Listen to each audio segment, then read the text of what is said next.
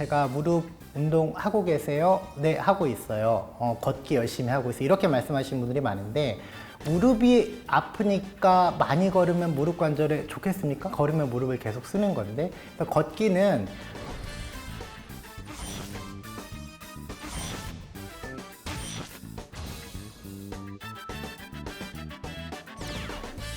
안녕하세요. 평촌 서울라우병원에서 관절 진료를 담당하고 있는 박종현이라고 합니다. 오늘 이 시간에는 무릎의 퇴행성 관절염의 비수술적인 치료에 대해서 같이 알아보도록 하는 시간을 갖도록 하겠습니다. 무릎의 퇴행성 관절염, 그 이름이 의미한 대로 무릎 관절이 나이가 들면서 관절에 염증이 생기는데, 이게 단순한 염증이 아니라 퇴행성에 의한 것이기 때문에 무릎을 구성하고 있는 연골, 반월상 연골판, 인대, 뼈 같은 것들이 종합적으로 퇴행성으로 닳고 약해지고 변형이 생기고, 그런 것들이 총체적으로 관절에 염증을 일으키는 것이 무릎의 퇴행성 관절염이라고 하겠습니다.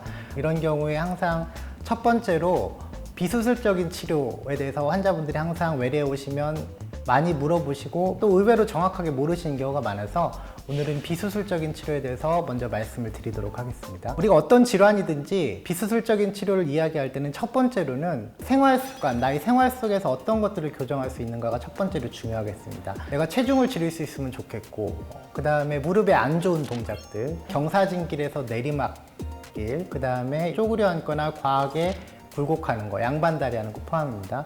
이런 것들이 관절에 압력을 많이 주기 때문에 외래에 오신 분들은 항상 그런 것들을 피하시도록 먼저 교육을 하고요.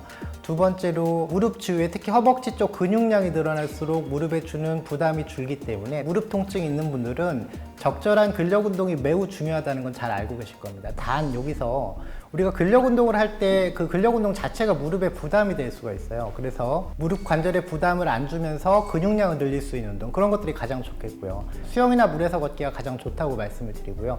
이게 접근성이 떨어지죠. 그래서 차선책으로 실내 자전거 같은 거를 아프지 않은 범위에서 하는 거 괜찮고, 꼭 권유드리고 싶은 게 항상 그 운동이 적절하고 좋은 운동인지는 그 담당 선생님하고 좀 상의를 하시는 걸 권유를 드립니다. 외래에서 제가 가장 강조하는 것 중에 하나가, 제가 무릎 운동 하고 계세요? 네, 하고 있어요. 걷기 열심히 하고 있어요. 이렇게 말씀하시는 분들이 많은데, 무릎이 아프니까 많이 걸으면 무릎 관절에 좋겠습니까? 걸으면 무릎을 계속 쓰는 건데, 걷기는 내가 무릎이 안 좋으니까 열심히 해야 되는 운동은 아니라고 하는 걸 알고 계셔야 됩니다. 우리가 걷기는 나의 삶의 질과 전신 건강을 위해서 하는 거지, 나의 무릎이랑 대화해 가면서 무릎이 아프지 않은 정도로만 걷는다가 걷기는 무릎에서 적절한 운동이라고 하겠습니다.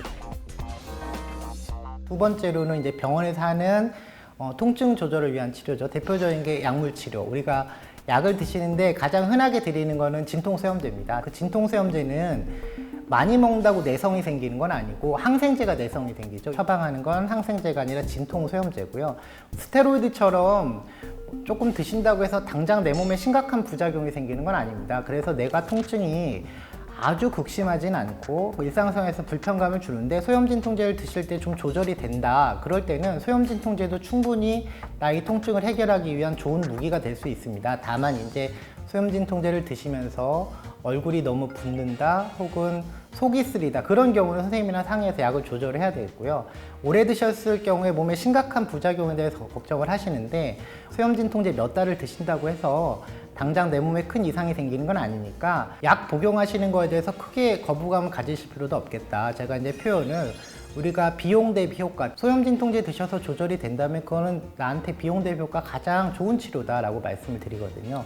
그 다음에 많이 하는 게 주사치료인데요. 주사치료도 의외로 정확하게 모르시는 경우가 많습니다. 얼마 전에 외래에서 제가 좀 당황스러운 경험을 했는데, 연골 주사를 6개월마다 한 3년 이상 꾸준히 맞으시던 분이 맞는 도중에, 야, 이 뼈 주사 이렇게 계속 반복해서 맞으면 안 좋다는데 저 이렇게 계속 맞아도 될까요? 라고 물어보셔서 제가 깜짝 놀랐는데, 어머니 제가 그동안 맞을 때마다 설명을 드린다고 드렸는데 설명이 부족했나 봐요. 어머니 맞으시는 건 이건 뼈 주사가 아니라 연골 주사고, 뼈 주사랑 연골 주사는 완전히 다른 겁니다라는 설명을 한참 드렸어요. 흔히들 말하는 뼈 주사는 스테로이드 주사를 얘기하는 겁니다. 스테로이드 주사라고 무조건 나쁜 건 아니에요. 스테로이드가 강력한 소염작용, 강력한 항염작용을 갖고 있기 때문에 무릎이 너무 붓고 통증이 심하고 당장 수술할 상황은 안 되고 컨트롤이 안 된다면 스테로이드 주사를 제한적으로 쓰는 건 괜찮습니다.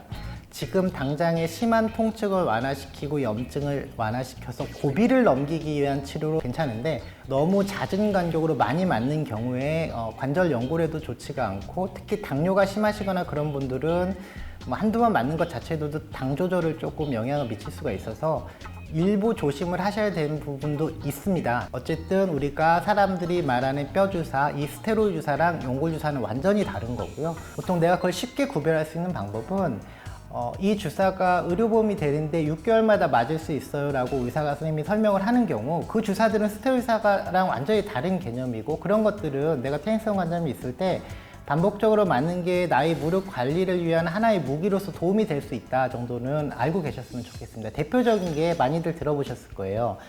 이런 연골 주사 같은 거.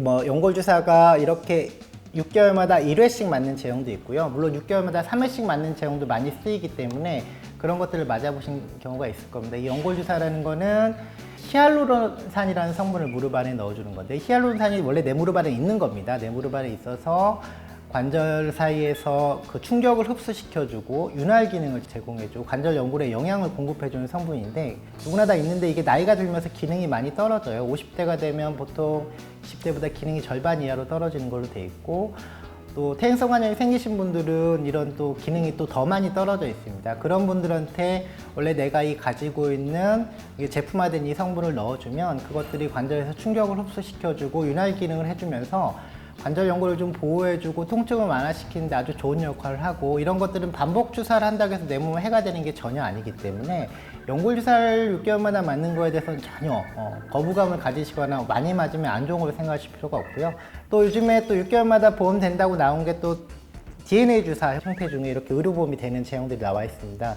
뭐 콘주란이나 큐어란이나 이렇게 제품화된 것들이 몇 가지가 있는데요. 관절에 해를 끼치지 않아가면서 관절의 연골에 윤활 기능을 해주고 어느 정도 손상 있는 연골을 좀 수복시켜주는 기능을 좀 기대를 하고 있고요. 대표적으로 이렇게 6개월마다 보험되게 맞을 수 있다고 하는 주사들에 대해서는 전혀 반복해서 맞는 것에 대해서 걱정을 안 하셔도 됩니다. 특히 그걸 맞고 내가 증상 호전이 있으시다면 내가 앞으로 관리하는 데서 굉장히 좋은 무기가 될 수 있고요. 이런 제재들은 우리가 무릎 관절이 있으면 이렇게 무릎 앞에 뚜껑뼈의 그 바깥쪽에 위쪽으로 보통 많이 놓고요. 혹은 이 뚜껑뼈의 밑에 쪽 안쪽이나 바깥쪽으로 넣는 의사분들도 있을 겁니다. 그래서 이런 주사를 맞을 때 내가 아픈 부분은 무릎 안쪽인데 바깥쪽 위쪽으로 놓는 경우에 내가 아픈 부분에 놓지 않으니까 걱정하시는 경우가 있는데 어차피 관절 속의 공간은 무릎 관절은 다 하나로 연결되어 있기 때문에 주사 바늘이 들어가면서 중요한 구조를 손상시키지 않고 관절 안에 골고루 퍼질 수 있게 하는 위치가 정해져 있어요. 그래서 무릎 관절에 내가 딱 아픈 부위가 아닌데 무릎 관절에 그 부위에 놓는 거라고 알고 계시면 되겠습니다. 이상으로 무릎 관절의 퇴행성 관절염의 비수술적인 치료에 대해서 헷갈려 하시거나 오해하시는 부분들을 중심으로 한번 말씀드려 봤습니다. 시청해 주셔서 감사합니다.